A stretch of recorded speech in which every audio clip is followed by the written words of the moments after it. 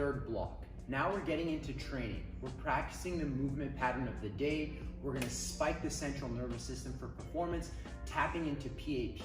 Phase 5, it's all about movement. It's all about practicing the pattern of the day. If you're a coach, phase 5 is where you do the screen, where you're making audibles, where you're making adjustments, where you're auto-regulating the session for the day based on the person that's in front of you. Maybe on Monday, you have a completely different athlete in front of you than you do on Wednesday.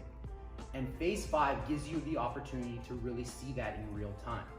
But before we get into that, let's establish and allow your client to really feel out what the lockout position feels like, what the bottom position feels like, and then we'll go through putting it all together. The first thing we're gonna get to Chad to do is get nice and tall.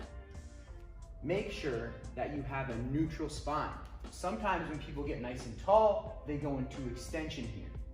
So it's important that we make sure that we keep a nice neutral position, get nice and tall, keep the ribs and hips together as we go through this movement. Now from an upper body perspective, that's gonna be locked into the load. So it's important that you lock that in right here when we have no load. We want internal rotation at the hands. I want you to get thumbs beside the hips and then imagine like you're holding a dowel. We have co-contraction at pecs and lats. We have his feet gripping the ground, head tall, rib to hip, and now you just want him to breathe. We'll work through ISO holding this position so that they understand what it feels like in the lockout position. Glutes are tight. For me, I like a little tip of getting a partner, pushing in to make sure they've really hammered the position. Are they losing their balance? Are they keeping their footing? Now, Chad's got an excellent lockout position. He understands what it feels like to finish the movement with the hips. Let's work the bottom position. Just like we did before with our straight arm pull down, we're gonna go into a hinge position, but what I'd like to see Chad do is get into a Gable Grip. I come from a mixed martial arts background. We lock in this position, we can co-contract the pecs and the lats nicely here. We can drive into the core and breathe into our hands. This allows us to lock this position in. Let's establish that soft knee position by getting soft and driving the knees out. Now, from this soft knee position, we're gonna go pure hinge, straight back. Once you feel the stretch in the hamstrings, we'll stop. Now, as a coach, we can use a little litmus test of putting 4 fingers on the lower back. And as soon as you feel something jam into your hands, or you feel movement, you're gonna give your athlete or client a nice touch. This allows them to feel what it's like to move through authentic ranges of motion that they own, that they control, that they stabilize, so we minimize the risk of a training-related injury. So let's get Chad set up. He's gonna get into his nice tall position. Good, and we're gonna work some ISO. So he's gonna shoot the hips back, pause, hold, same thing. Do they own this position, or are they falling over on their heels? Are they falling too far forward, or do you need to make some slight adjustments? Good, come up.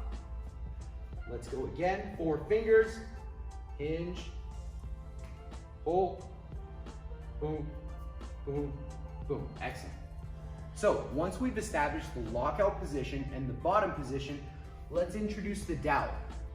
We're gonna take 4 fingers, place them on the spine, and now, while keeping that tension, you're gonna slide the dowel down the legs, keeping a nice neutral spine, pulling yourself slowly, right there is good.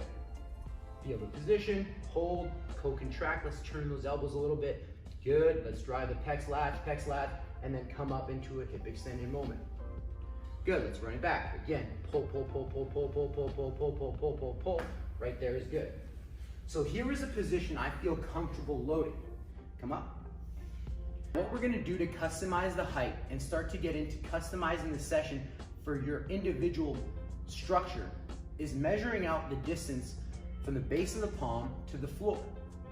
Now, just because the barbell sits at 8.75 inches off the ground doesn't necessarily mean that you need to pull your deadlifts from that height. Unless your goal is to compete in powerlifting or you have a personal goal to pull from the floor, potentially pulling from the floor could lead to some irritation at the lower back, some compensatory patterns, and it could lead to you building strength on dysfunction. And for me, and in the tenets of the pain-free performance system, we don't mess around with that. Let's pull from a height that you authentically own so that you can maximize muscular stress while minimizing joint stress. So I'm gonna get Chad back into that position, and I'm gonna take a tape measure. He's gonna get locked in his final position first. He's gonna set the brace. He's gonna set the co-contraction, and then he's going to hinge down with my hands here. Hinge, hinge, hinge, hinge, hinge, hinge, hinge. Good, then come up.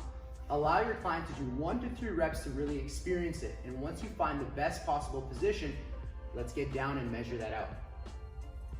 Good, let's go 1 more rep. Draw yourself down, tight, tight, tight, tight, tight, tight, tight, and hold. We're gonna take our tape measure, and again, measuring from the base of the hand down to the floor. Good. So here we have Chad at 13 inches off the ground. Now, if Chad was my client, we're gonna master that position from 13 inches off the floor. We're not gonna rush and force feed the barbell deadlift. This is about intelligent, pain-free training. All right, now that we've established how we wanna execute the hinge pattern with co-contraction at the upper body, with a nice, strong, and stable core, with our adductors and glutes co-contracting and our feet firmly rooted in the ground, it's time to practice the hinge pattern with some light load. The goal is to make these light weights look and feel heavy so that heavy weights become light in our training session. So, we're gonna get this thing from the top down approach. I will hand my client the kettlebell. Because we have load, we're gonna attach ourselves to that load by co-contracting at the pecs and lat, depressing the shoulders and getting nice and tall.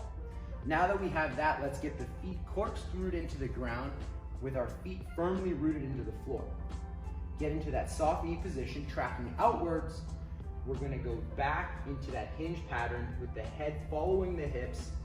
Give them a tap, allow them to feel that, and then smoothly come up into hip extension in your finished tall position. You can reset the breath there if you'd like to. So let's hinge down. Good. And then coming up. So when we're doing phase 5, guys, we're gonna look at doing 3 sets of 5 reps, trying to improve something from set to set. These reps count, they matter. The cumulative effect of these reps over time is really where you're gonna hammer home the hinge. I come from a fight background, and I remember when I was in the ring, getting instructions from a coach that maybe I wasn't training with a ton. I would not listen to those cues, because when it's time to perform and you have someone trying to take off your head, you're doing what comes instinctual. You're doing what you've practiced over and over again. The same thing applies to the hinge. When I want my clients to hinge, I don't want to be coaching them in their last working set. I want to be pushing them and motivating them and focusing on performance so that we can get the best possible results. That starts here in phase 5, where we're screening the movement with our key tenets of pillar stability and managing unwanted rotation. If those 2 things are looking good, well then our focus comes down to what can this individual improve from set to set, and then giving them a slight break so that you can reset, cue those things, and then make note for the session on 1 to 2 things that you're gonna hammer home when the loads are starting to get a little bit more serious. All right, we've arrived at the last phase of our 6-phase dynamic warm-up. We are getting ready to perform, but just a quick recap. We foam rolled 1 to 2 minutes. We went into biphasic stretching for 1 to 2 minutes. Then we enhanced movement with a corrective exercise at the T-spine. We locked that position in with some activation. We got to screen and practice the movement pattern of the day in phase 5. And now we're working through the same plane of motion with some explosive movement to heighten the central nervous system and get ready to train. So what we're gonna do is we're gonna use a superset strategy of jacks with some horizontal depth jumps. Now, with our jacks, guys, we wanna make sure that we're always keeping in mind that our clients are staying safe and using the appropriate variations, whether it be jacks, whether it be jumps or med ball work. You don't wanna force feed something that someone is not ready for. Now, Chad is a stud. He's gonna be able to jump. He's gonna be able to do jacks, so I have no worries in showing you this today. These are quick, quality sets, focus on maximizing internal tension and moving quickly with control.